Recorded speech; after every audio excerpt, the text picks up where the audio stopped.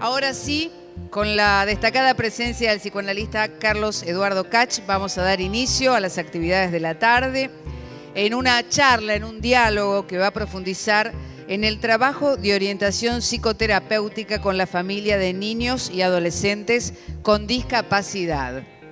Carlos Kach es doctor en psicología por la Facultad de Psicología de la UBA. Actualmente es profesor regular adjunto de Psicología Clínica, Orientación Niños de la Facultad de Psicología de la UBA y también está a cargo actualmente de Psicopatología Infanto-Juvenil. Es exdirector del programa de actualización en clínica psicoanalítica con niños, teoría y práctica, intersecciones con otras disciplinas pertenecientes a la Secretaría de Posgrado de la misma facultad y docente responsable del curso. Además, es profesor titular de la Cátedra Clínica de Niños y Adolescentes de la carrera de Psicología de la Facultad de Humanidades de la Universidad de Belgrano y autor del libro Síntomas en los niños, neurosis infantil y neurosis de angustia, publicado por Eudeva. Les voy a contar muy rápidamente la dinámica de esta exposición del Dr. Kach porque va a ser diferente a lo que habitualmente hacemos. El primero va a ser una presentación de la temática y después toda la conferencia va a ser en diálogo con ustedes, ¿sí? O sea que va a estar incluida la lógica de pregunta-respuesta. Por lo tanto, va a haber micrófonos. ¿Dónde están los micrófonos? Así ya los identifican. Acá están. El muchacho de corbata. Y también para la gente que está en el chat, en la sala virtual, existirá la posibilidad a través del micrófono de quien recibe las consultas de poder también intercambiar pregunta-respuesta con el Dr. Kach. Le contamos a la gente que nos está recibiendo y participando a través de internet. También tenemos gente en el Pullman. ¿Hay otro micrófono en el Pullman también? Bueno, ahí estamos. Así que cuando él dé la indicación ya comenzaremos con el diálogo. Doctor. Buenas tardes. Antes que nada le agradezco a Andrea Kaplan y a su equipo la invitación a participar de este congreso. Me honra porque sé la repercusión que tiene y la difusión que tiene lo que hacen en la Fundación. Bueno, atención psicoterapéutica, orientación psicoterapéutica de los padres con niños discapacitados o adolescentes. Es una actividad, es una práctica que vienen desarrollándose hace muchos años, muchos colegas, que fueron incluyendo progresivamente en el campo de las discapacidades la atención psicoanalítica, la orientación psicoanalítica a los padres. Esto viene hace muchos años y han habido importantes especialistas. Yo he trabajado muchos años y trabajo todavía en ese campo. Y voy a dar un primer parámetro. Orientación psicoanalítica, psicoterapia psicoanalítica, en este caso no quiere decir el psicoanálisis estándar y ortodoxo. Quiero aclarar eso en este campo. El psicoanálisis es una disciplina con muchos años que tiene un modelo estándar de lo que es el análisis individual. Pero a partir de esa práctica, en el área de niños, de adolescentes y en muchas otras problemáticas, se ha desarrollado algo que se llama las psicoterapias psicoanalíticas. Y además, dentro de eso, existe un campo de psicoterapias que apuntan a atender familias, niños, en situaciones puntuales de crisis, de desorientación, de desestabilización o de orientación frente a distintas problemáticas de la vida. Eso existe como una ayuda psicoterapéutica. ¿Por qué del psicoanálisis? Bueno, creo que es la teoría del psiquismo humano más profunda y más importante, y que puede aplicarse al trabajo con padres, en este caso, incluyendo en su práctica orientación, ayudas, no siguiendo el modelo estándar, pero conservando la lectura psicoanalítica de los procesos inconscientes implicados para trabajarlos ahí también. Eso en primer lugar. Bueno, el nacimiento de un niño con discapacidad o la aparición de una discapacidad en un niño en el primer año de vida, a los 2, 3 años, etc. Hay diferencias en cuanto a las consecuencias en la familia o en el niño. Es sin duda una experiencia traumática para la familia.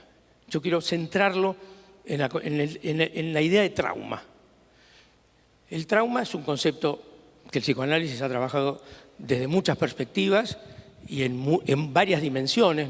Hay varias dimensiones de lo que se llama trauma, pero centralmente la vivencia traumática implica un acontecimiento que violenta el funcionamiento psíquico que un sujeto, los padres, tienen en ese momento. Es decir, afrontan algo, reciben algo de la vida para lo que no estaban preparados. Es decir, no estaba en la cuenta psíquica de esa familia que eso podría ocurrir. Por eso es traumático. Traumático es lo que ocurre y es absolutamente inesperado y no estábamos preparados para ello. ¿Sí? Esta es la condición que hace lo traumático. Después hay experiencias dolorosas, frustrantes en la vida, etcétera, que también va a sufrir estas familias, pero traumático implica eso, un golpe que el psiquismo no tiene con qué tramitarlo y tiene que reorganizarse o no, si puede, frente a esa vivencia tan dolorosa y tan desgraciada, porque es un infortunio de la vida la aparición de una discapacidad en un niño. Es un infortunio para el niño, es un infortunio para los padres. Es un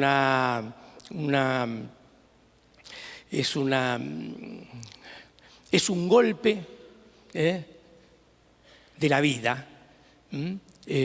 Hay golpes en la vida tan fuertes, dice César Vallejo, un poeta peruano muy importante.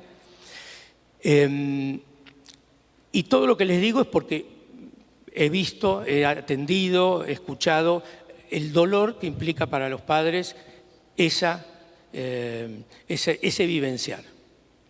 A partir de ahí se abren distintos procesos psíquicos, además de los trabajos que tienen que hacer con un niño discapacitado, las tareas que tienen que realizar. O sea que sobre la situación psíquica que tienen que enfrentar, tienen tareas que tienen que afrontar para ayudar al niño a su desarrollo y a su crecimiento. Es muy conocida la idea del duelo, que deben afrontar el duelo por el niño que no fue. Esto es una de las temáticas que más se ha desarrollado, se ha profundizado. Pero yo quisiera insistir en este momento en que hay otro duelo que va con el duelo. Es decir, el duelo es por la pérdida de algo, de una expectativa, una pérdida real. Los padres viven una pérdida real. Sería más del orden, no de la frustración, es del orden de la privación. Estoy tomando un concepto de Lacan, que es muy útil para esto, porque la privación es una falta en lo real, no es meramente una frustración que tienen los padres. Hay algo en lo real que produce un agujero. La elaboración del duelo es, por supuesto, de lo que no fue, pero también, a lo largo de los años y desde el comienzo, es la elaboración del duelo de lo que no va a ser, del futuro que no va a ser. Esa es la peor parte del duelo.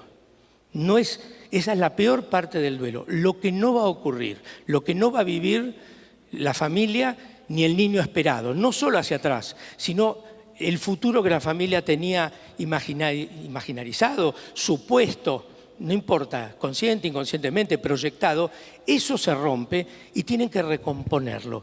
Y esa recomposición es un trabajo duro, penoso, que requiere una reorganización emocional que muchas familias lo hacen espontáneamente y muy bien, atravesando el dolor y atravesando los sufrimientos que eso implica, pero hay muchas familias que tienen problemas, digamos, esto les dificulta la tarea de crianza del niño e implica y puede implicar una alteración en la situación familiar. Creo que la atención familiar hay que ponerla en primer plano. Si bien hay que atender al niño y hay muchas terapias que hay que realizar, hay que poner en primer plano la atención de las familias.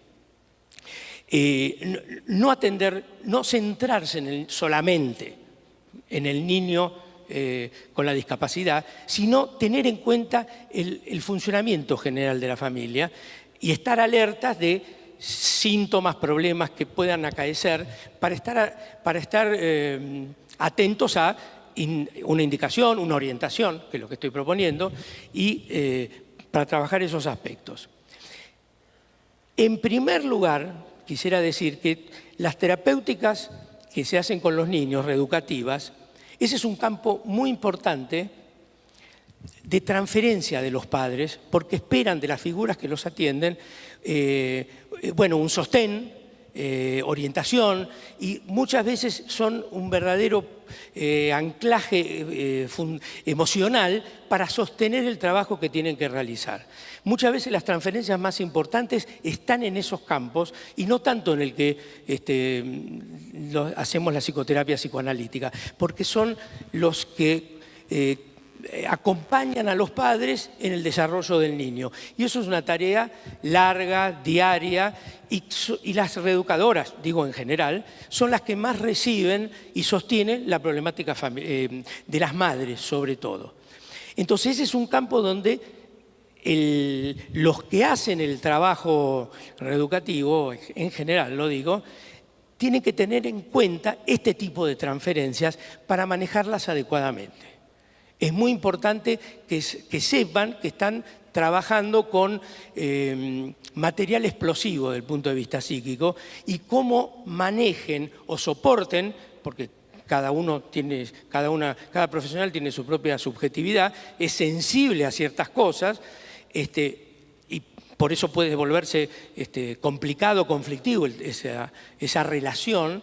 Es muy importante que sepan leer los procesos que implica para una mujer. Por ejemplo, las sobreexigencias, por ejemplo, las tareas que tienen que realizar, las indicaciones. Eso es un campo importantísimo que quiero destacar. Paralelamente a eso, hay una acción privilegiada, que es los que hacemos orientación psicoanalítica, psicoterapia, etcétera, que nos permite ir a zonas más profundas cuando hay crisis agudas, momentos depresivos, momentos intensos que requieren ayudarlos en la elaboración de todo lo que esto significa. La actitud espontánea frente a esta situación traumática es defensiva, inevitablemente defensiva, normalmente defensiva, es, recibir ese golpe, es una herida que va a quedar abierta, se va a ir cicatrizando, se va a volver a abrir, pero la actitud frente a ello es un modo de sobrellevarla que implica un mecanismo psíquico que en psicoanálisis lo conocemos como la escisión, no la represión. La escisión es un mecanismo que permite a la subjetividad aceptar algo y al mismo tiempo negarlo. Es decir, aceptar que el niño nació con una discapacidad y al mismo tiempo para ayudarlo, para poder vivir con él, para poder quererlo, para poder criarlo, negar que lo es. Es una negación funcional, necesaria para todo el proceso que hay que hacer.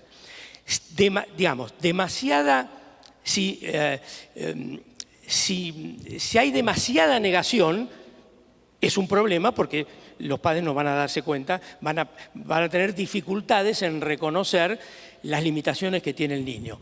Pero si hay demasiada aceptación,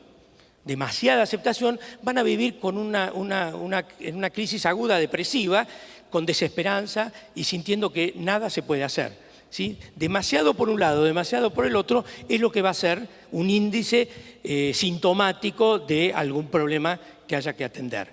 Esto, de todas maneras, esta oscilación entre mucha aceptación, entre la aceptación y la negación, es un vaivén constante a lo largo de la vida, mayor o menor de acuerdo a la capacidad que tengan los padres.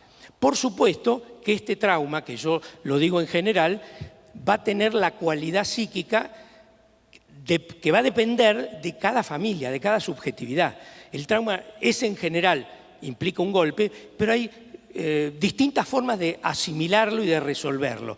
Hay personas con mayor capacidad de reponerse frente a adversidades y hay personas con menos, más vulnerables y que esto los voltea. Justamente donde más podemos aprender es de las familias, que he visto muchas en mi vida, que se recuperan espontáneamente y llevan una vida con el niño, lo acompañan y realmente vemos niños y adolescentes verdaderamente saludables, incorporados a la familia y que tienen una vida humana aceptable.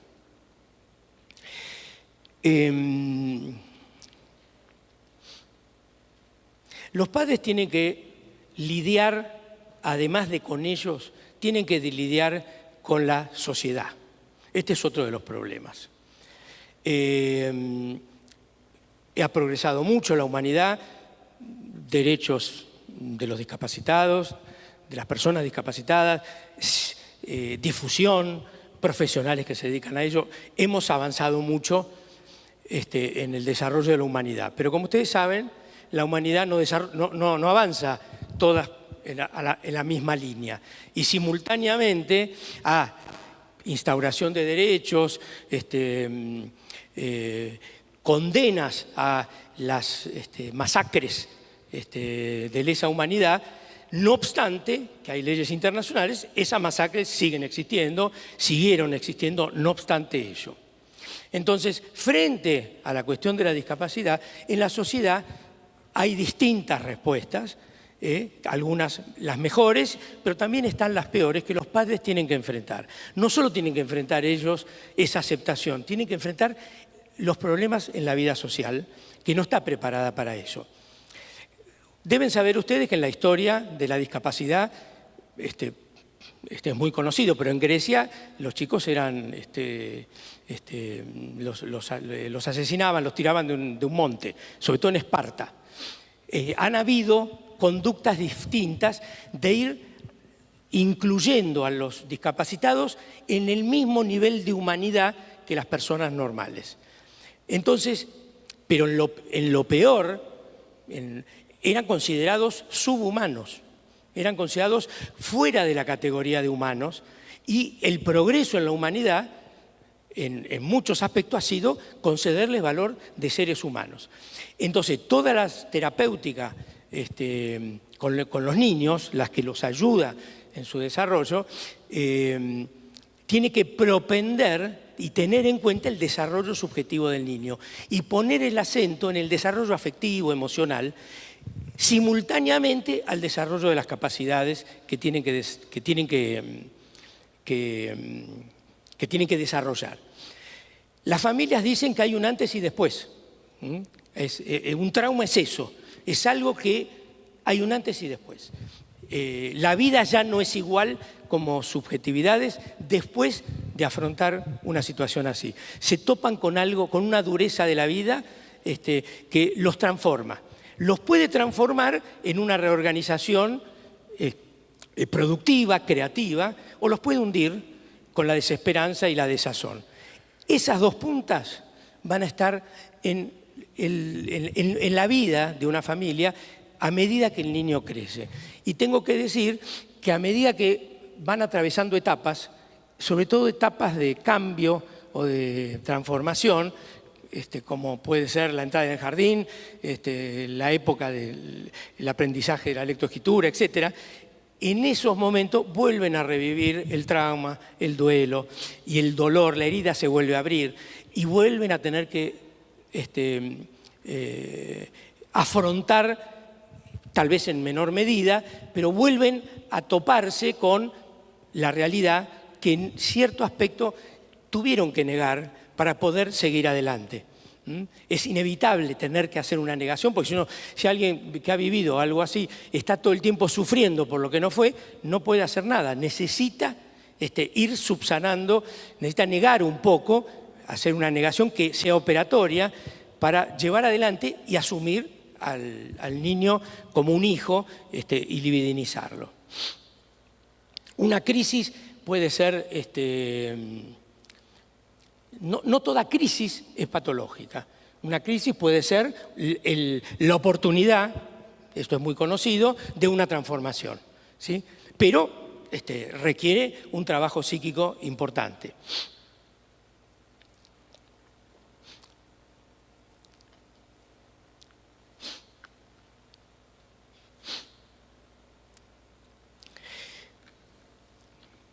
Cuando digo la familia, me refiero al niño, a la relación de los padres con el niño, dificultades ahí, la relación de la pareja, que se puede ver perturbada, y esto tener consecuencias a lo largo de los años, la relación de los hermanos, hay que tener en cuenta el impacto que tiene sobre los hermanos, porque ellos son los que van a continuar la vida con el hermano, con las dificultades. Y eso implica también una cuestión que tienen que poder resolver. Los padres siempre están sufriendo, pensando qué va a hacer cuando ellos no estén, ¿sí? O sea que cuando digo la familia me refiero a los distintos miembros de una familia que puede plantear síntomas o dificultades.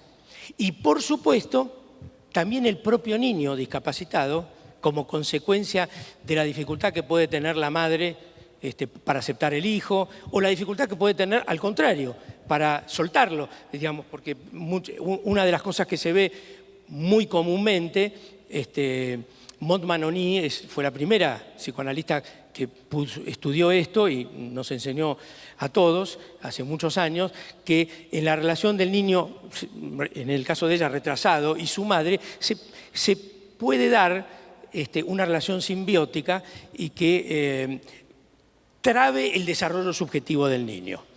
Frente a todas estas cosas y muchas más, es muy importante que como profesionales, ante todo, sepamos comprender la dureza y lo doloroso que están atravesando los padres.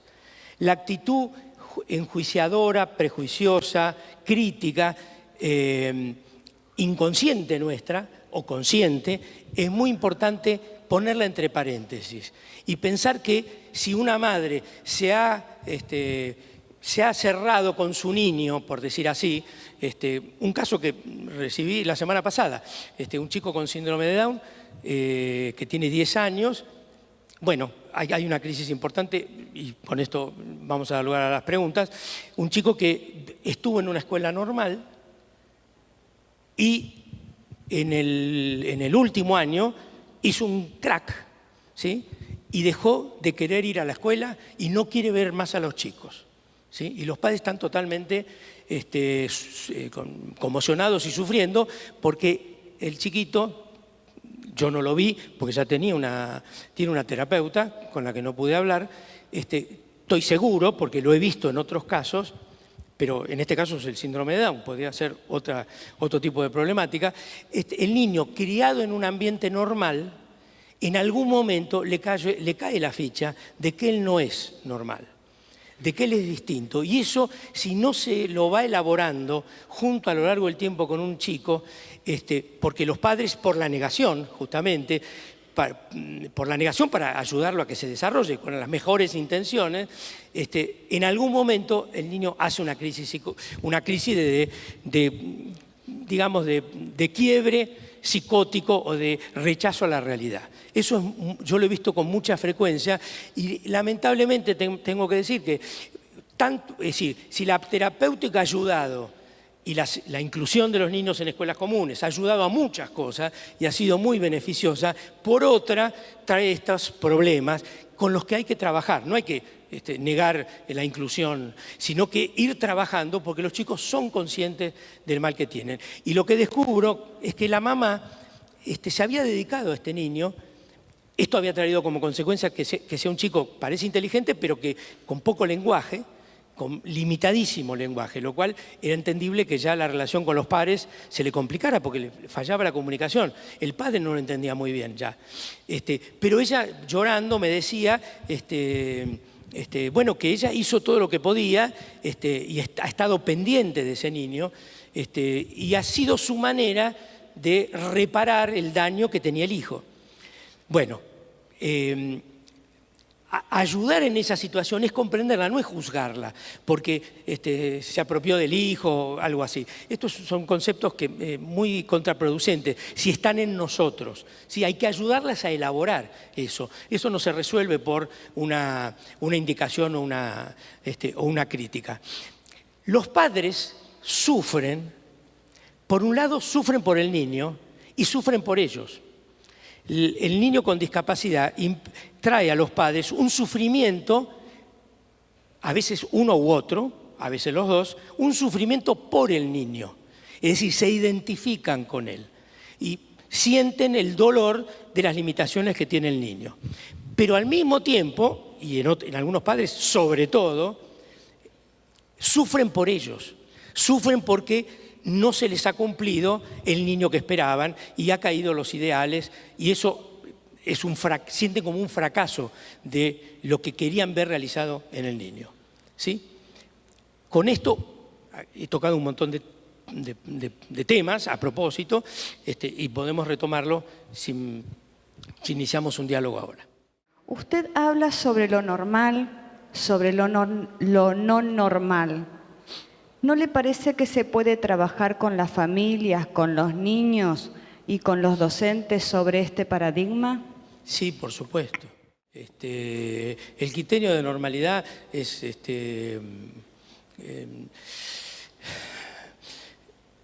no depende solo del sujeto, depende del medio, depende de la sociedad y es relativo a eso.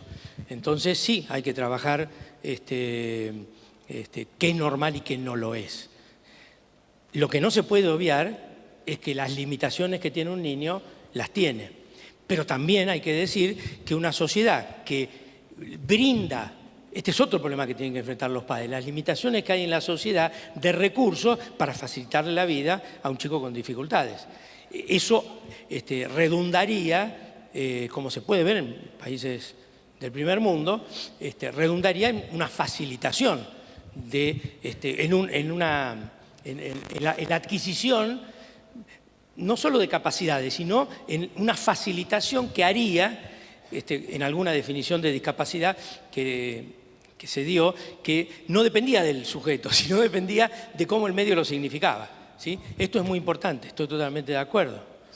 Y hablando de discapacidad, le quería comentar que trabajo en un jardín de infantes, soy directora y tenemos un niño con silla de ruedas, hablando en una charla muy amena con el papá, que es con el que más tengo relación. Yo le comento que no me gusta el término discapacidad y no sé por qué, porque en realidad últimamente le estoy poniendo cuestión a todas las palabras y él me dijo, porque él presenta a su hijo como un niño discapacitado, es un niño, es. Entonces él me dijo que su hijo de alguna manera había que decirle y que en realidad Susana es discapacitado. ¿Usted qué piensa? No, es un niño con discapacidad. ¿Sí? Hay que señalar eso porque rápidamente la significación cae a poner la discapacidad como el ser del niño.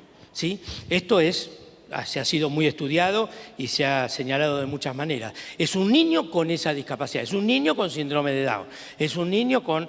Esto hay que imponerlo porque espontáneamente las familias tienden a cosificar el niño en un diagnóstico, ¿sí? En un nombre que sin duda es perturbador para el desarrollo subjetivo del niño. Hay que hacerles creer o pensar y registrar que hay un ser que se está desarrollando, que está creciendo, con sus posibilidades y sus limitaciones, ¿sí?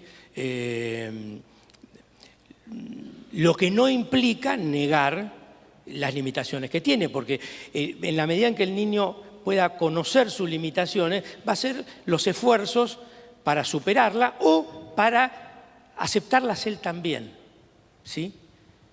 Por supuesto, esto es más fácil decirlo así entre nosotros que el trabajo que tiene que hacer una familia para llevarlo adelante, ¿sí? Por eso hablo de un trabajo de acompañamiento, de sostén, de que tengan con quién hablar todo esto, porque los padres con un niño con estos problemas se pueden aislarse, sentirse que ya no forman parte de la vida común, que los otros lo van a rechazar, se identifican con el niño, con los problemas y caen en depresión o sienten desesperanza.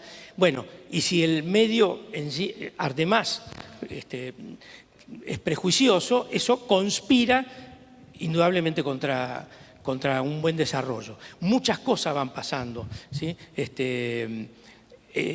es lo que quería señalar. Acompañarlos en poder hablar con alguien, por eso digo la orientación psicoterapéutica, de todo esto que implica no transformar la realidad, sino transformarse ellos por una elaboración y poder hacer catarsis, poder expresar sentimientos que tienen que ahogarse, ambivalencias que son muy duras en los padres, sentir que el niño lo quieren y al mismo tiempo no lo quieren como es. Esto es una cosa muy dolorosa y muy culposa para los padres. Hay que ayudarlos en esa elaboración. La ambivalencia es de la vida, es un sentimiento que se nos presenta a todos, pero en estos casos esas ambivalencias son reprimidas, sofocadas, pero tienen consecuencias, porque unos padres tienen que poder hacer un trabajo de expresar el shock que les ha provocado ese nacimiento y que va drenando, por decirlo así, es una metáfora, a lo largo de la vida. En los mejores casos, el niño es un hijo. El niño es un hijo, un amigo que tengo, un conocido, pero con el que tengo alguna relación frecuente, después de mucho tiempo que hacíamos unos trabajos, me cuenta que tiene un chico con Down, síndrome de Down, que ya tiene 22 años. Ah, le digo, no sabía, vos sabés que yo trabajé y todavía trabajo, pero hace mucho trabajé mucho. Mirá, fue duro, me dice él, fue duro. Pero vos sabés que ahora no puedo pensar la vida sin él. Esto me pareció de una verdadera elaboración. No puedo ya pensar la vida sin él, porque es muy vivo, no sé, le puso características, parece que es muy travieso o muy pícaro, etc. Pero habló de un hijo y me dice, ya no podría pensar la vida sin él, ¿sí? Este es un ejemplo que me dio la vida así y me conmovió realmente la manera en que lo dijo. La próxima pregunta viene desde uno de nuestros asistentes virtuales. Mire, doctora, allí en la cámara, la persona que va a dialogar a través de uno de nuestros compañeros de trabajo, a la izquierda, ¿tiene la cámara? Ahí está. Sí, doctor, aquí Fabiana Gilardoni de Posadas Misiones. Pregunta, ¿cómo trabajar con los docentes sobre los eufemismos impuestos en la sociedad? Que en vez de construir a la imagen del niño y la familia, lo etiqueta y limita. ¿Cómo trabajar con los docentes, me dijiste? ¿Me dijo? Sí, con los docentes sobre los eufemismos. Sí, por supuesto.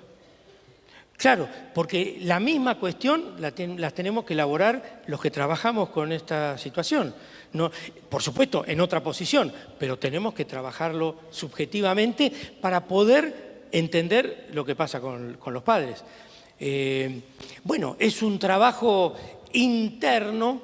Yo trabajaba en una clínica hace muchos años y teníamos, era una clínica no de docentes, pero eran reeducadores, y teníamos reuniones donde de supervisión y análisis de todas las dificultades que encontraban ellos subjetivamente en el trabajo.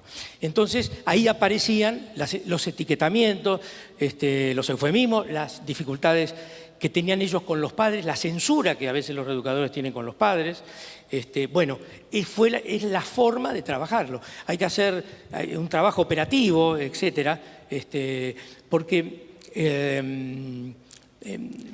hay que entenderlo como parte de una dificultad humana. Yo creo que hay que entenderlo porque ellos también tienen que elaborarlo. Tienen que elaborar qué es eso que no es exactamente lo mismo que otros, por decirlo así. Sí, los eufemismos, sí, estoy de acuerdo en elaborarlos y corregir, y hacerlos, más que mandar a corregirlos, hacerlo pensar. Porque lo que cambia en los seres humanos es pensar sobre eso que sale automáticamente. No tanto cambiémosle el nombre, entonces no digamos así, digamos, en vez de la etiqueta, digamos esto. No, hacerlos reflexionar sobre eso, ¿sí? Esto es mucho más transformador. ¿Sí? Porque conscientemente todo el mundo puede entender muchas cosas. El tema es una verdadera elaboración personal, que sea profunda, porque en la razón muchos nos vamos a poner de acuerdo, ¿no? En la racionalización, pero después salen otras expresiones que están en nosotros y no son las que nuestra razón diserta. Repregunta a nuestro asistente virtual. Sí, ahora Laura de la Ciudad de Buenos Aires pregunta, doctor, ¿qué piensa acerca de los excesos de apoyos prescriptos por diagnóstico? ¿Qué consecuencias trae a las familias? ¿Cómo es? Del exceso de apoyos. Excesos de apoyos prescriptos por diagnóstico. ¿Excesos de terapias, me quiere decir? ¿Se refiere a eso? ¿Sí? Bueno, este es un problema complejo. Sí. Son niños que tienen terapia de todo, ¿sí? Y cuando los padres tienen más disponibilidad económica, bueno, tratan de darle al chico todas las terapias posibles, ¿sí? Yo atendí varios años un chiquito con una cuadripléjico, o sea que no caminaba, yo lo tenía que llevar, tenía ya 10 años, 8 años, yo lo llevaba y él podía caminar, yo lo acompañaba de atrás. Y lo traté 3 años. Los padres tenían tenían posibilidades económicas y el niño tenía de todo, ¿sí? Tenía de todo.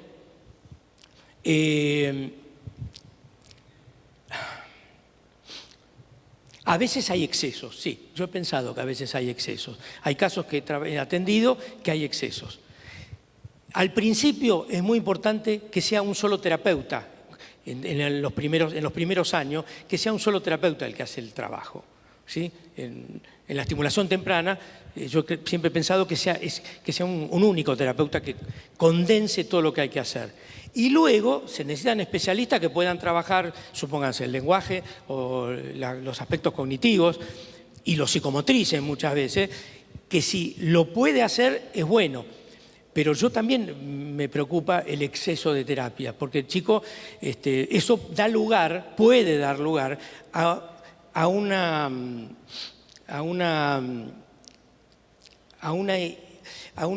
actitud maníaca, ¿sí? ¿Qué quiere decir maníaca? De negación de la realidad y pensar que con todo eso el niño va a ser normal, ¿sí? Haciendo mucho. Y el niño por ahí pierde tiempo de desarrollo afectivo que necesita. Pero los padres sienten que tienen que hacer mucho porque así por ahí van a tener, el niño se va a mejorar más rápido, va a recuperar capacidades más rápido. Sí, yo creo que hay que estar atento a eso. Hay una sobreoferta, ¿sí? Y departamentalizada en distintas formas de terapia. Y ahora hay más, ¿sí? Terapia ocupacional,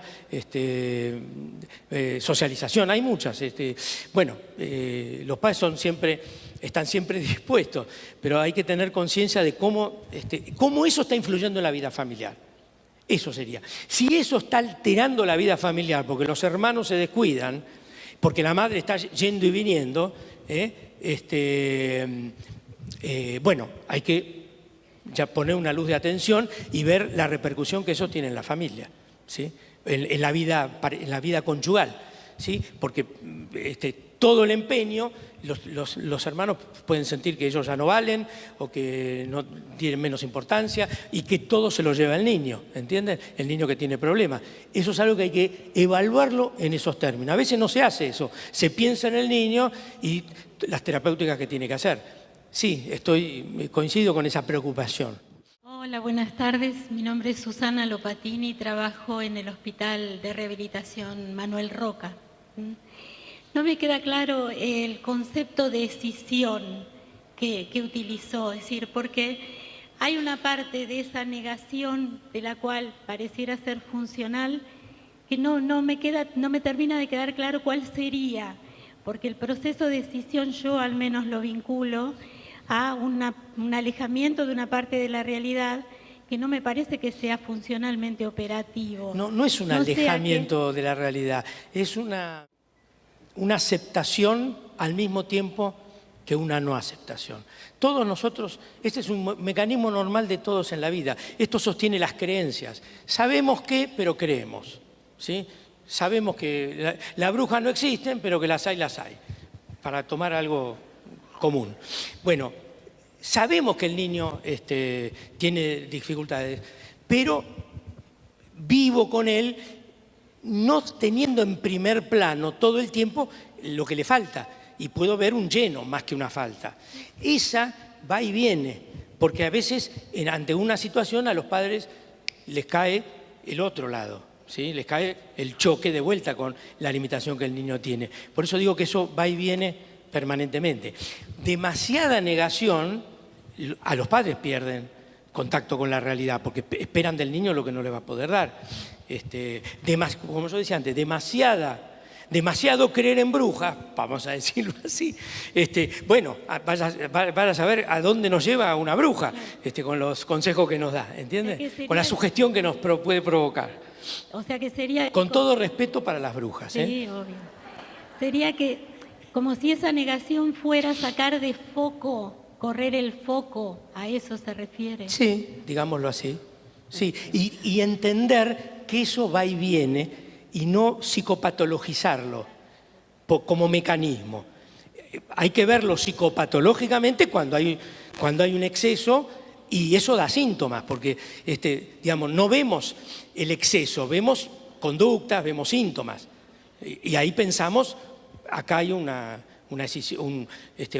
punta de la decisión, ¿sí? Bueno, insisto con el pullman. ¿Tenemos algo en el pullman por el momento? No. Bueno, aquí abajo había una señora que levantó su mano. Eso. Lo mismo que le pedíamos aquí a la colega, tu nombre y a qué te dedicas, en qué área, en qué lugar. Buenas tardes. Soy Elisa Mieras, de Mendoza. Soy psicóloga y estoy trabajando con sujetos con discapacidad que vienen a mi consultorio y que intento acompañar a los padres en este largo trayecto, ¿no? Para que sus chicos se incluyan principalmente en el nivel secundario. Y también estamos intentando empezar a hacerlo en la universidad también. ¿Discapacitados motrices? Discapacidad, son pacientes con trastornos psiquiátricos. Algunos pueden tener también dificultades a nivel intelectual y otros no. Claro. ¿Sí? Sí. Mi pregunta también eran, las dos preguntas que han hecho fue las que nosotras también estábamos hablando, ¿no? Uno es, ¿por qué no empezar nosotros a generar otro término que no sea normal? Porque terminamos todos diciendo como normal entre comillas, pero intentar entre los que estamos acá, si alguno utiliza algún otro término, que podamos empezar a utilizar todos, pues nos pasa esto de terminamos diciendo normal cuando queremos decir, no queremos clasificar, ¿no? Pero entonces en principio era eso, como dijo la primer colega. Y después, con respecto a escisión, que también fue lo otro que nos hizo ruido, pensaba si podemos utilizar lo que nosotros llamamos disociación instrumental. Sería parecido. Es lo mismo. Lo que pasa es que me gusta más el concepto de decisión porque, bueno, tendría que dar una explicación psicoanalítica, pero digamos, la disociación se sostiene en una decisión. Ajá. Me parece que la idea de decisión es más profunda como proceso psíquico, digamos, sí, pero tiene un parecido con esa idea de disociación. Sí. Gracias. Lo que pasa que en psicoanálisis, para hablar de la aceptación y el rechazo del consciente, del yo, sería el concepto más usado por Freud y después por otros fue el decisión, en lo que tiene que ver con creencias y algo normal de la vida, por decir así. Por eso prefiero el decisión, pero va por ese lado lo que tú dices. Vamos hacia el otro. Respecto al problema, es algo para todos. El nombre normal y que nos sale a pesar de que no lo criticamos. Pero bueno, tenemos que analizar eso y qué efectos tiene. Nunca han encontrado respuesta a eso, de verdad. Vamos al otro lado del salón. Que levanten la mano, por favor, quien quiera hacer una pregunta en esta área. Acá bien. Allá atrás. Que Acá se bien. ponga de pie, así el doctor también la puede ver. Hola, buenas tardes. Mi nombre es Marcela Murolo, vivo en Capital, trabajo en el Hospital Pena, soy psicopedagoga. La pregunta es, ¿qué pasa cuando los chicos se dan cuenta que son diferentes? ¿Y qué sucede con la sexualidad y con la pulsión genital que empiezan a tener los adolescentes y por ahí están en una escuela de formación laboral? Y tienen compañeros y compañeras, y qué sucede con los padres con respecto a la aceptación de la genitalidad de sus hijos. Hay algunas cosas que no entendí bien, pero si no te termino de contestar, volveme a preguntar.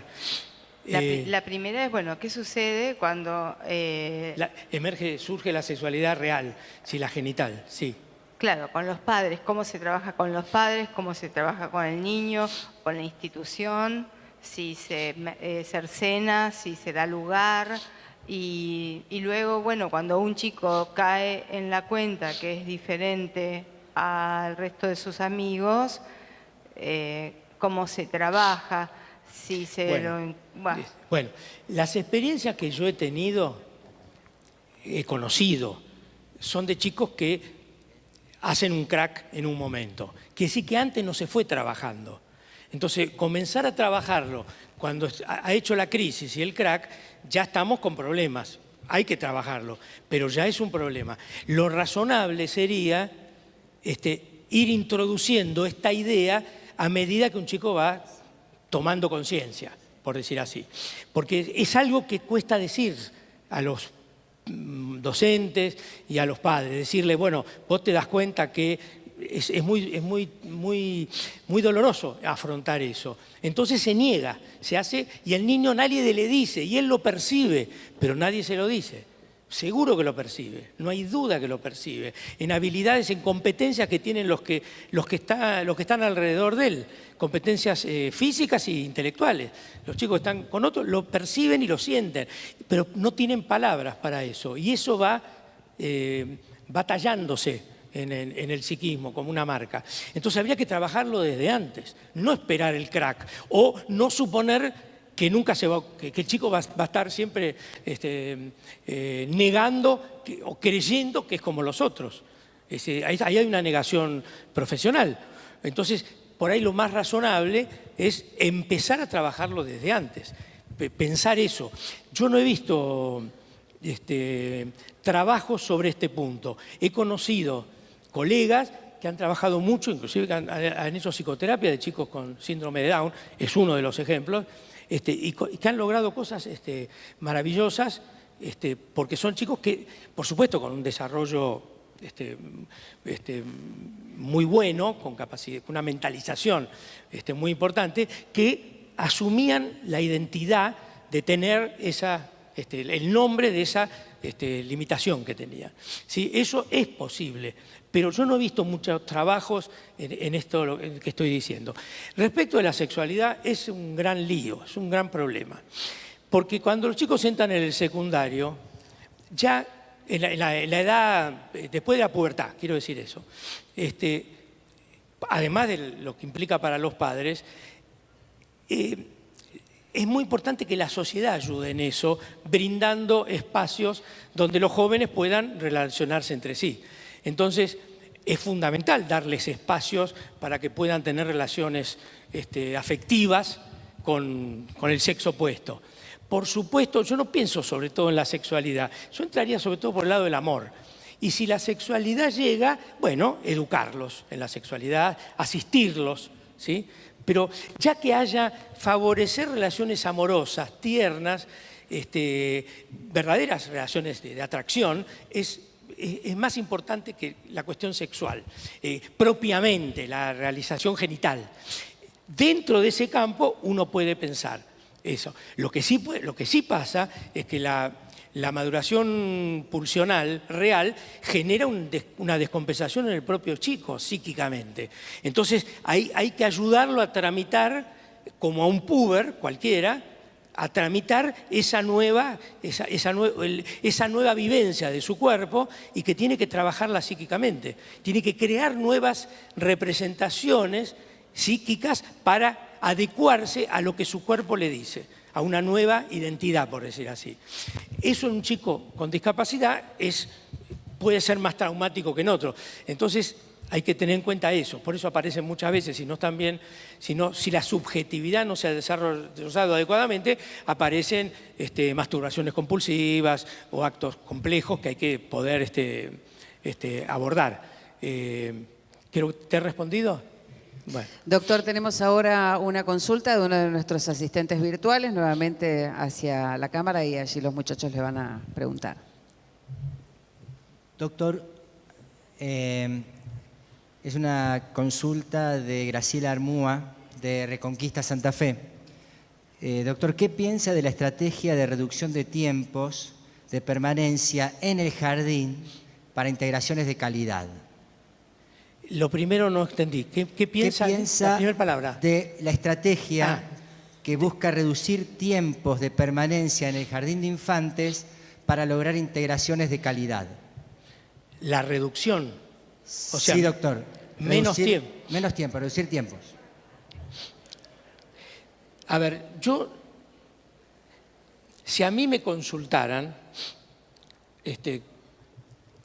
y yo tuviese un buen diálogo con los docentes o la psicopedagoga que lo atiendo, la fonoaudióloga, ¿sí? Yo pensaría eso niño por niño, no tomaría un criterio general. Hay que pensar qué es lo mejor para ese niño en ese momento.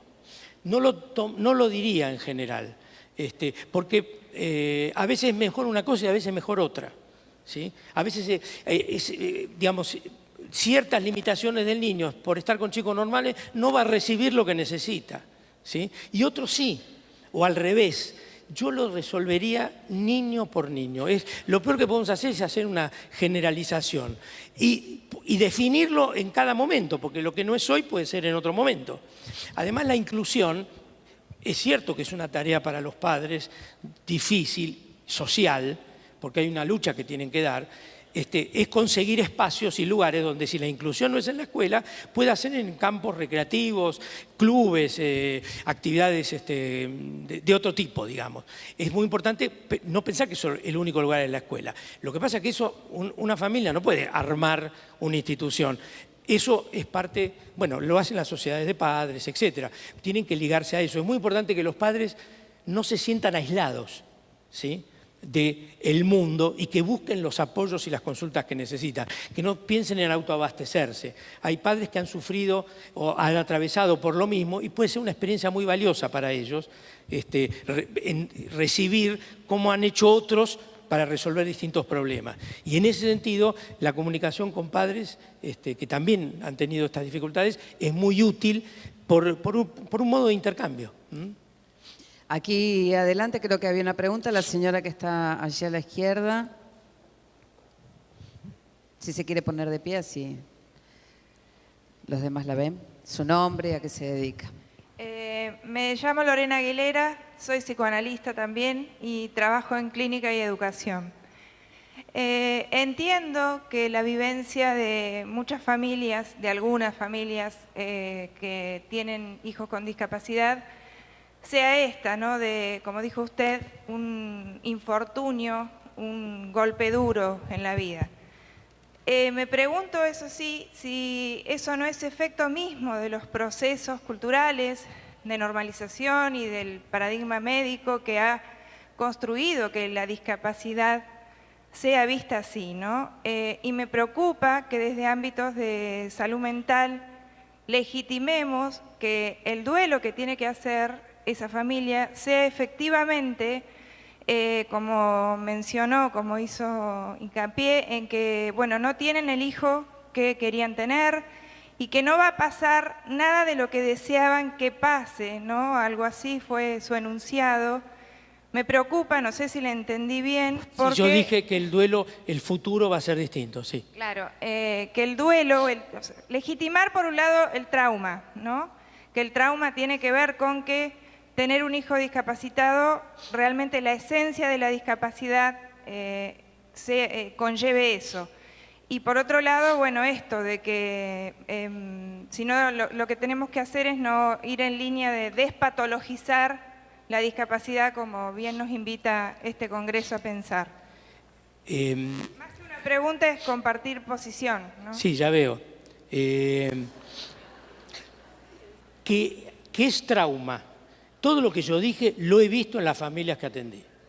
Lo he visto. Es decir, me lo dijeron ellos, no lo inventé yo. Es una constatación clínica que he tenido. Y los padres sufren por eso. Yo le puedo decir, bueno, pero no es igual, no se haga, qué sé yo. Hay mucho, sí, pero la mujer sufre porque el ideal del niño que tenía, el ideal fálico, lo que quieras, no quiero usar jerga psicoanalítica. Justamente por eso empecé mi intervención diciendo que entiendo que la vivencia es esa y también la comparto porque lo escucho en las escuelas, en el consultorio. Sí. Lo que me preocupa es legitimar eso como una vivencia que está bien, porque tener un hijo discapacitado y es tener un hijo anormal y no tendrá el mismo destino que cualquier otro niño, que cualquier otro sujeto. Eso me preocupa. Yo entiendo y comparto que esa sea la vivencia, pero lo considero un efecto de mecanismos socioculturales a esa vivencia. Está bien, pero son mecanismos socioculturales que son profundos en el inconsciente de la subjetividad. ¿En qué línea establecer entonces un trabajo terapéutico? No legitimándolo, ¿no? ¿Qué quiere decir legitimar? Porque yo diría al revés, porque si veo que los padres han sufrido una gran conmoción con eso, ponerle nombre a que se trata de un trauma es una ayuda psicoterapéutica. Muchas veces los pacientes viven situaciones o han vivido en su historia y no han podido saber que se ha sido algo traumático porque no se han dado cuenta, lo han vivido sin saberlo. Entonces, nombrarlo como trauma los ayuda a elaborar, no a otra cosa, no puedo decirlo de otra manera. Yo no he visto ninguna familia, aún en las mejores condiciones, que quisiera tener un hijo con discapacidad. Pero no solo por su narcisismo, por el niño, porque no quieren que su hijo sufra por eso. No solo por el dolor narcisístico, sino por el propio niño. Hay padres que sufren por el niño, se compadecen de él en el mejor sentido y eso les permite ayudarlo. Pero nunca encontré una familia que quisiera tenerlo o que le parezca que es lo mismo. Yo no lo he encontrado. Lo que sí ocurre, y es un riesgo, aprovecho para decirlo, es que una desviación de la realidad es convertir al niño también en una relación simbiótica en un ser divino que está más allá del bien y del mal, sacralizarlo. Eso es también un riesgo que me parece que no ayuda, porque es el camino de la negación y convertirlo en un enviado de Dios, por ejemplo, o de alguna divinidad. En algunas sociedades, no recuerdo cuál ahora, en algunas sociedades, no sé si la maya, no me acuerdo. En alguna mexicana que había mencionado hoy justamente. Sí, en la mexicana se los adoraba. ¿sí? Exacto. Exactamente, eso pasaba. O sea que la cultura, la historia de la cultura ha producido distintas cosas. Hay sociedades donde les brindaban ayudas y se creaban instrumentos para ayudarlos. Hay otras que los alejaban, los excluían. Hace 50 años los niños Down estaban recluidos en una pieza, y hoy los tenemos en la vida como sujetos sociales y que disfrutan. Y esto es un beneficio para la propia familia, ¿sí? Eso es lo que creo. Allí en esta fila, alguien hacia el fondo, aprovechando que el micrófono está por allá. Aquí tenemos una señora. Si se pone de pie. Me interesó la parte donde usted hablaba de incluir a los discapacitados en el mismo nivel de humanidad que a las otras personas, y quería ver que viene en línea de lo que acababa de decir, ¿no? De esto de que se desplieguen como sujetos activos y como sujetos que disfruten de ser sujetos en la sociedad. Si nos podría dar algún indicador más para pensar este desarrollo subjetivo, afectivo y emocional, para poder acompañarlo desde las escuelas. El punto de partida es la familia, ¿sí?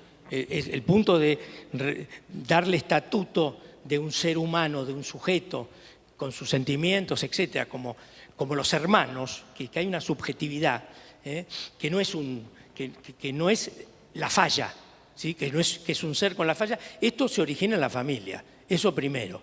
Si en la familia esto viene bien, el campo social tiene que reforzar eso, ¿sí? Y tratarlo al niño como niño, no como un niño, y reconocer en él su pleno, no lo que le falla, el lleno, no la falta, ¿sí? Eso es necesario, a pesar de lo que haya que ayudarlo, pero establecer una relación con otro como uno, del punto de vista de la humanidad, o como otro niño, porque somos adultos, pero que estamos ante un ser que va sintiendo la vida, tal vez entendiéndola más lentamente, captándola de otra manera, pero que hay una subjetividad.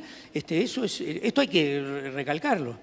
Creo que ha sido un gran avance en la humanidad aunque, bueno, como les dije, no es todo a la misma línea, ¿no? La humanidad no avanza así, pero un gran avance ponerlos en términos levantarlos del carácter de la subhumanidad, ¿sí?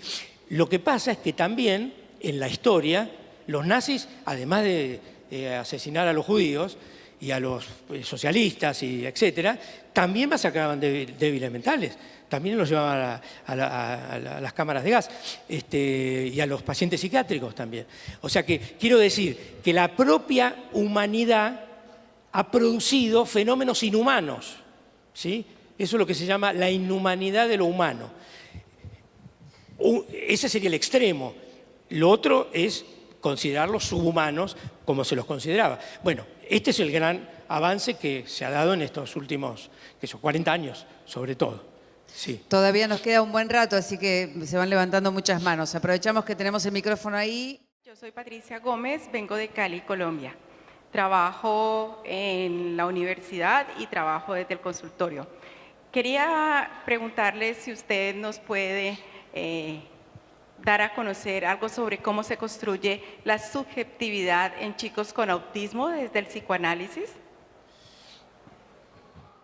No puedo hablar no estoy preparado para hablarles de autismo hoy. Me dediqué mucho al autismo hace muchos años, pero no tengo pacientes autistas hace bastante, y yo no hablo de lo que no tengo en mi clínica de cerca. Entonces, voy a decir teoría que por supuesto conozco, pero prefiero no hablar. Sí tengo pacientes psicóticos, pero el autismo me ha sido muy difícil de seguir atendiéndolo porque es muy complejo. O sea que prefiero no contestar porque no estoy en condiciones de hablar eso. Hay gente mejor preparada que yo. Aquí adelante, por favor, el micrófono.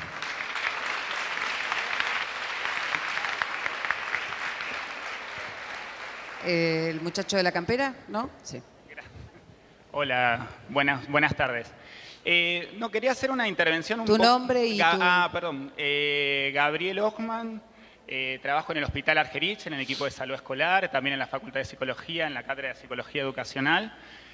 Bueno, mi intervención tenía que ver un poco en línea con algunas de las intervenciones de las compañeras y en el sentido, bueno, de algunas cuestiones que me causaron como impresión en la forma en que usted eligió ciertas palabras para trabajar la situación que describía. O sea, sin meterme en la cuestión, obviamente, del trabajo clínico que usted está describiendo, creo que en el campo educativo y en el campo de la salud hay lo que llamamos prestar atenta atención a lo que sería lo que un autor trabaja como Meham, la política de las representaciones. Entonces, según la forma en que uno nomina, según los conceptos que uno utiliza para pensar el campo, es una cuestión política, en el sentido de que uno está pensando o está interviniendo solo con el nombrar y elegir unas palabras o otras, en todas las que son las disputas sociales, disputas culturales, que impactan concretamente en el campo educativo. Entonces, en ese sentido, creo que varias de las intervenciones están llamando la atención, ¿no?, con la utilización de este tipo de palabras, ¿no?, como lo normal, como la cuestión de, pareciera, de lo humano o lo deshumano en algún punto, con la cuestión del desvío, ¿no? Entonces, un poco la pregunta tiene que ver con cómo pensar en puentes, digamos, de encuentro, en todo caso entre perspectivas que al parecer no son diversas, porque después usted cuando explica las formas de intervenir pareciera como encontrarse en algún terreno común, pero digamos, le cuento que cuando se escucha, digamos, estas formas de pensar la situación, ¿no?, acá como decía la compañera, desde un enfoque terapéutico, yo no puedo meterme en qué efectos tiene en el enfoque terapéutico, pero sí, digamos, tengo, digamos, la necesidad de poner sobre el escenario que estas formas de nominalizar, ¿sí?, terminan teniendo efectos muy complejos a nivel de los trabajos en educación y en salud, o justamente de los puentes en educación y salud, que es el tema de este congreso. Entonces quisiera poner en discusión, digamos, que no son términos inocentes, que tienen que ver con una historia, con disputas, y que me parece que es necesario problematizarlos, digamos. Cuando uno vuelve a escuchar estos términos, digamos, incluidos con una mirada, digamos, terapéutica, también me parece complejo en algún punto, porque a veces la mirada también terapéutica pone esta idea de, bueno, este es un problema del que, digamos, no la idea de trauma, ¿no?, pone como algunos conceptos a jugar que parecería que la mirada educativa no puede intervenir, ¿no? Y entonces me parece que también es un problema, porque pareciera que ahí excluye, de algún modo, la participación de los actores de la escuela en estas situaciones, digamos, ¿no? Bueno, esto es un tema para el psicoanálisis. Estoy de acuerdo con que hay algunos temas que son para el psicoanálisis, pero venimos a tratar de ver cómo los trabajamos desde el espacio o el campo de la educación. Y en ese sentido, con la mayor de la humildad y las ganas de poner en discusión, me parece que no ayudan estos términos a avanzar justamente en cuestiones que puedan ir hacia una educación más inclusiva. A ver, yo creo que el problema es complejo. Complejo quiere decir que tiene varias dimensiones simultáneas, ¿sí? Y ninguna es ninguna es más importante que la otra. Puede ser que alguna sea dominante, pero la complejidad es parte del modo de abordaje de esto. Entonces, yo estoy tomando un aspecto de la complejidad, que es lo que más conozco, pero no estoy cancelando que hayan otras dimensiones, las del yo, las de la parte educativa, social, el desarrollo cognitivo. Lo que estoy tomando es una de las dimensiones. Simultáneamente están otras, ¿sí?, otros niveles, y hay que pensarlo complejamente, como dice Morín, Edgar Morán. Hay que pensarlo justamente en esa complejidad, sin creer que la síntesis está de alguno de los lados, ni del lado educativo, ni de este lado que es el que yo domino, o el escolar, etcétera, o el cognitivo, que es un aspecto fundamental para el desarrollo de los chicos con discapacidades. Entonces, yo estoy aportando primero mi visión. Entonces, las palabras de mi especialidad son estas y no tiene por qué cambiárselas. Entiendo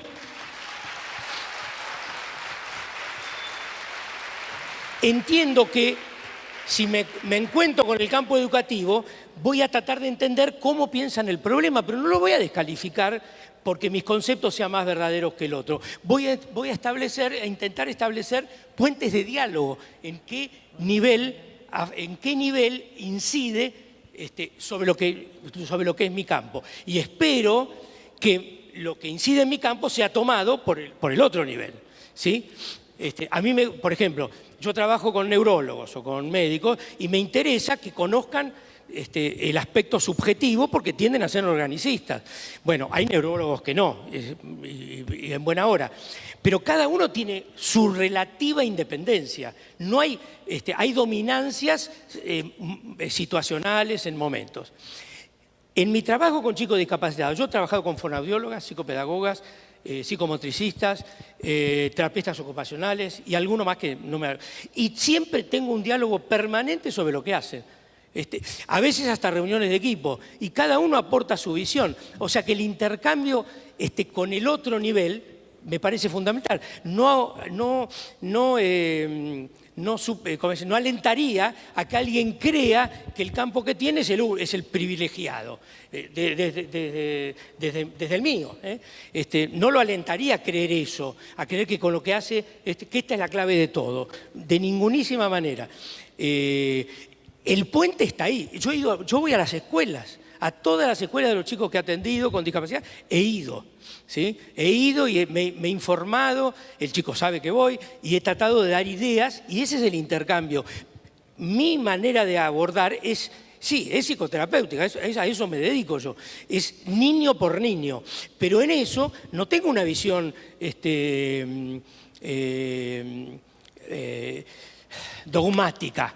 Que para decir el extremo, como lo dice Morán, o un pensamiento que sí quiera sintetizar toda la realidad. No, la realidad es compleja y tiene muchos factores, y yo los tengo muy en cuenta, porque así lo pienso, así hasta pienso el psiquismo. Que yo cuando digo psicoanálisis, les diría casi todas las teorías psicoanalíticas, porque cada una es una versión de las cosas. Pero del sujeto en general hay muchos niveles que hacen a la complejidad del sujeto humano. Esto es lo que te puedo contestar. Pero insisto, no tengo por qué renunciar a los nombres de mi especialidad y reconocer que hay otras maneras de nominarlo que sirven para cada campo. ¿Desde qué manera se puede trabajar con la familia, ayudar y sostener a la familia que tiene un hijo con discapacidad? ¿Se puede brindar alguna estrategia o de qué forma? Algo que no tuve tiempo de desarrollar es... Contestando tu pregunta, hay que estimular los factores resilientes que hay en una familia. Hay que estimularlos y promoverlos. La resiliencia es una gran oportunidad, es una gran idea para la transformación y lo que se tiene que afrontar. Y los estudios de resiliencia, en varios niveles, también están los del psicoanálisis, pero están en muchos campos, muestran que esas capacidades están en todos los sujetos. Entonces, hay que promoverlas, y eso es parte de nuestro trabajo, promover los aspectos saludables que hay en una familia que permiten transformarse y superar las adversidades, porque esa es la idea de resiliencia. Eso es lo que muestra Cyrulnik, que frente a adversidades las respuestas no son unívocas. Entonces, frente al trauma que puede haber sufrido, hay respuestas distintas de acuerdo a las capacidades resilientes que tiene la madre, el padre, la familia. A veces son menores, pero a veces están enfocados sin contar con esos factores resilientes. Me parece una idea fundamental para afrontar esto. ¿Te contesté? Aquí una señora, adelante. Si se pone de pie la va a ver el muchacho. Su nombre. Hola. Hola. Sí, Ana María. Me desempeño en nivel secundario en arte y en profesorado de formación docente en materias pedagógicas. Sin que pueda resignar su terminología que tiene que ver con su especialidad, me gustaría pensarlo desde el lugar docente, ¿no? En el aula. Y por ahí pensarlo desde el lugar de una falta de capacidad en un área, no verlo como una discapacidad. Digo esto porque seguramente los niños que tienen alguna falta de discapacidad en algún área tienen otras capacidades que sería interesante explorarlas, poder descubrirlas y que seguramente todos nos vamos a sorprender de estas capacidades que en algunos momentos en el aula están ocultas, o sea, porque no las pudimos descubrir. Y me parece que desde, yo escuchando a los profesionales, ¿no?, que atienden los gabinetes, por ahí la orientación a la familia es que también ellos puedan darse lugar a descubrir esto de la resiliencia que recién usted hablaba, ¿no? Poder comprender e interpretar que los niños tienen otras capacidades y volviendo al tema de lo que, entre comillas, ¿no?, se denomina como normal, a los niños que son o que se consideran normales, también tienen potencialidades en algunas capacidades y en otras no. O sea, nosotros como docentes trabajamos en un grupo en general y bueno, en el tema de poder de alguna manera personalizar algunas, lo que ustedes ven como diagnósticos de patologías, que las hay muchos niños integrados en el aula, y poder vincularnos no solo desde los contenidos, sino también emocionalmente con ellos, y poder interpretar cuáles son sus necesidades para poder trabajar con ellos, que sin duda nosotros trabajamos mucho en práctica docente con artes visuales, y la verdad que descubrimos que los niños producen, y producen muy bien. Y bueno, la pregunta, no sé si es una pregunta, pero por ahí es abrir puentes para que, digamos, de alguna manera... Pero yo estoy totalmente de acuerdo con lo que estás diciendo. Lo que pasa es que me quedó como un estadio de resignación en que hay una discapacidad y uno lo tiene que aceptar como tal y que no hay otro camino. Lo tiene que aceptar la familia, lo tiene que aceptar el niño y como que no sentí que hubiera la necesidad de poder explorar o ayudar al niño y a la familia a explorar dónde están otras capacidades que no están tan visibles por ahí para lo social. ¿Se entiende a lo que voy? Me quedo pero como no una... es esto o lo otro, es esto y lo otro. Porque tiene otras capacidades. Entonces estás aceptando que hay algunas que están sí, no, yo lo acepto. De hecho... Bueno, entonces, cuando digo ayudarlos a constituirse como persona, me estoy refiriendo a todo otro área que tiene que ver con lo que tú estás diciendo. Yo no estoy en contra de eso. Lo que pasa es que creo que hay una privación que existe y que tiene un límite, y eso es una realidad, no lo podemos negar. Que eso no tiene que sintetizar al sujeto, eso es por eso trabajo. Sí, todos tenemos límites, no solo los niños con alguna discapacidad, como usted... digámoslo ya. No, yo digo esos límites. No digo límites en general, esos límites. Los límites no son universales. Yo tengo límites para una cosa, tú tienes límites para otra, etcétera. Son límites, son específicos. No son, todos tenemos límites y es una entelequia general. Este límite para esta persona es este, para este otro es este otro. Para esto hay que singularizarlo. Sí, por ahí abordar, digo, en esto de tejer puentes, ¿no? Alguna estrategia o alguna orientación a los docentes.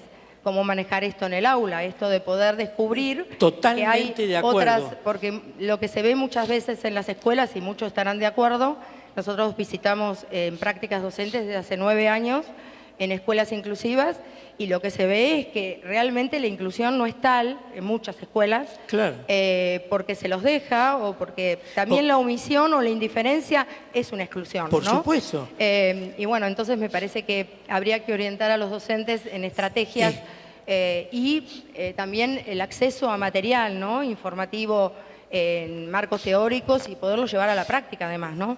Tal vez deben existir una gran cantidad de docentes que no están preparados para arreglarse con un niño incluido. Entonces, eso es parte de la dificultad. Yo estoy totalmente de acuerdo con todo lo que sea promover una mejora en la formación educativa y en el trabajo docente. En la formación docente inicial y continua. Bueno, sí, por supuesto. Gracias. Bueno, da la sensación de que podríamos seguir un buen rato, pero se nos terminó el tiempo. El aplauso es para el doctor, claro.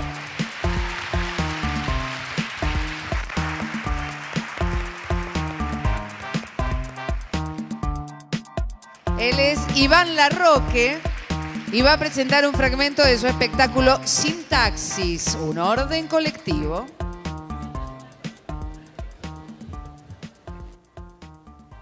Buenas tardes, ¿cómo les va? Bien.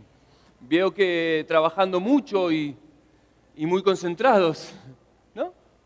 Sí. Bien. Voy a distraerlos un momento, justamente en este momento que tienen para distraerse, ¿verdad?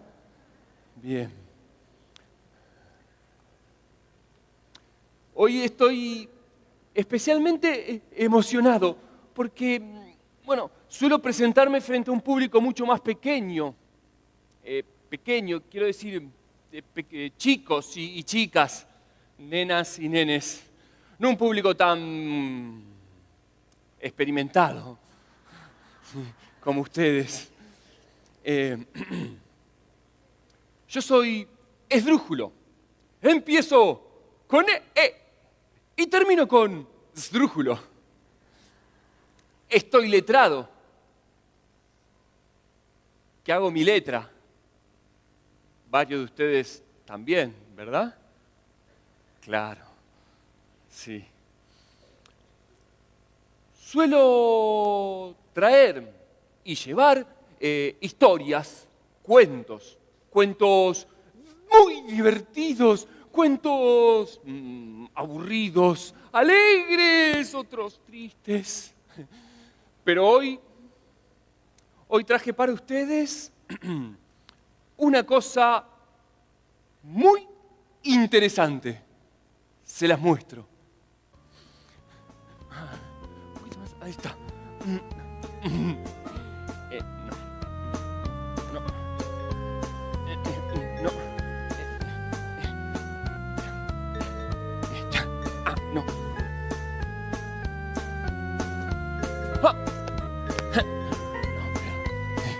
A ver. Este. No. Muy largo.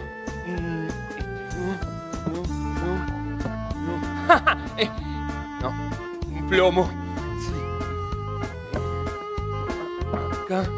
No. Sí. No. Este no. Este no.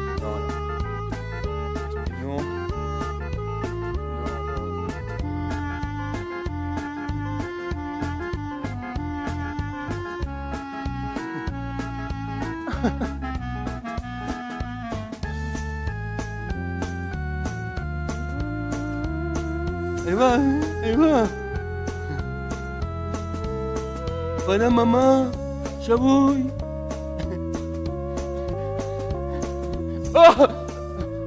¡Ah! Sí. Muy interesante. Sí. Una cosa.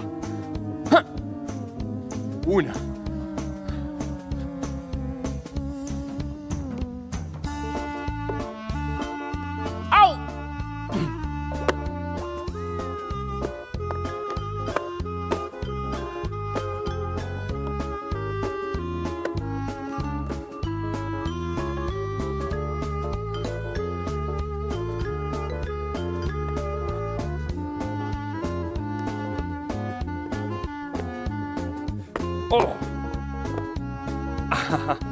Una.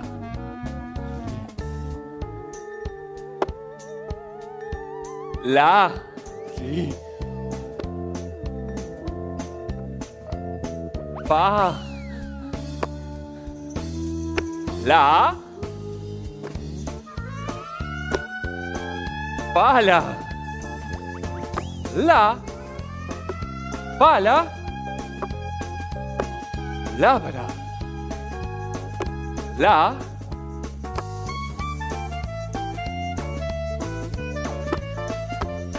Palabra.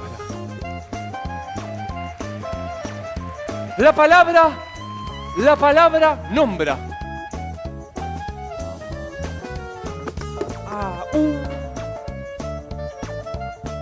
La palabra es el nombre de las cosas. Porque los que saben contar cuentan sabiendo que el nombre de la cosa es la cosa que el nombre nombra, ¿no?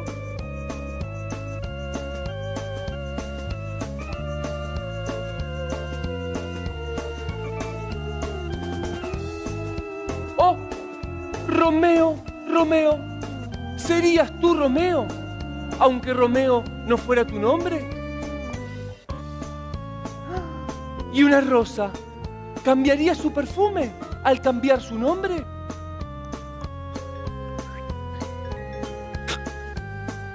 La palabra pelota es redonda. O redonda es la pelota.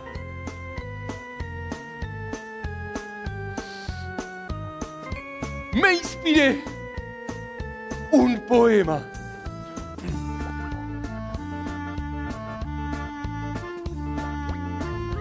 Con una pelota,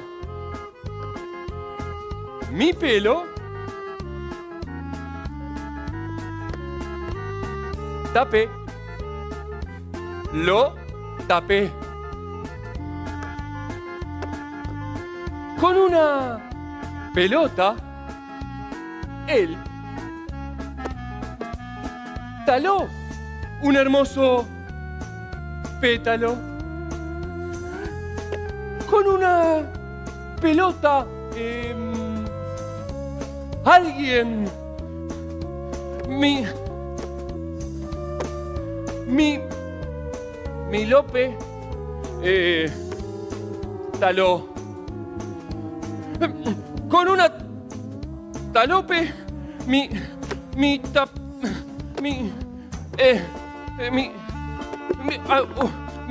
el P, el quién, el P, el, no, el, sí, el lo, el P, no, ¿quién fue que, el lo, y el lo, acá, el lo, acá está, y el P, ¡au! Me golpeé el P, con una, sí, con una pelota, yo jugué,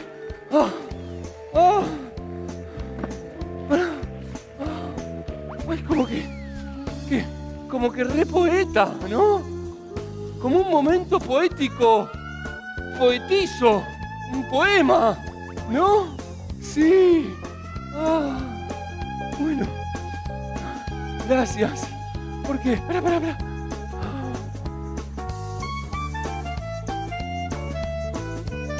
Porque para los que se quedaron con ganas de escuchar un cuento, me voy a invitar a que ustedes me inviten a sus escuelas, sí, o a evento, cualquier evento relacionado con la promoción a la lectura, ¿verdad? Sí, una feria del libro, un libro de feria, sí.